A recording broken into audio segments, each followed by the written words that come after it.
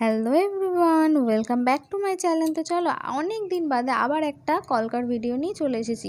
ঝটপট ভিডিওটা দেখে নাও। আরে দাঁড়াও স্কিপ করো না, একবার দেখো ভিডিওটা। তোমরা খুব সহজেই এই কলকাটা শিখে নিতে পারো। খুব কঠিন নয়, দেখতে কঠিন হলেও একদমই কঠিন নয়। তোমরা প্রথম থেকে ভিডিওটা পুরো লাস্ট পর্যন্ত দেখো, তাহলেই বুঝতে পারবে।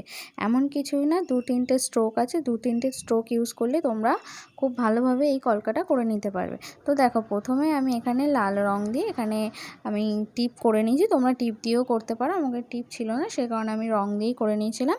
তারপরে দেখো, এখানে আমি 3 কলকা করে নিয়েছি, এপাশে আর ওপাশে। তো দুপাশেই কিন্তু একই রকমভাবে করতে হবে। আর একটা দেখো উল্টো, একটা সোজা আছে, খুবই সহজ। তারপরে মাঝখানেও দেখো একটা ছোট ছোট করে কমার মতো করে দিয়ে দিচ্ছি।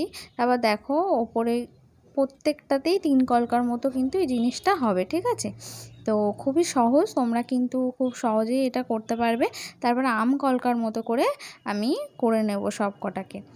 কলকা কিন্তু দুপাশে সমান থাকতে হবে, তবে কিন্তু দেখতে বেশি সুন্দর দেখাবে। আর তারপর ডট ডট কলকা করে আমি মুখগুলোকে ভরাট করে দিচ্ছি। তারপর পাতা কলকা করে সব ওপরে ওপরে দিয়ে দিচ্ছি। খুবই সহজ, দেখতেই পাচ্ছ 2-3টে স্টেপ, এমন কিছুই নয়। মানে তোমরা খুবই ভরাটিভাবে করতে হবে, যতটা ভরাটভাবে কলকা করবে ততটাই দেখতে সুন্দর লাগবে। আজকের মতো এখানেই শেষ করলাম, টাটা। সাবস্ক্রাইব।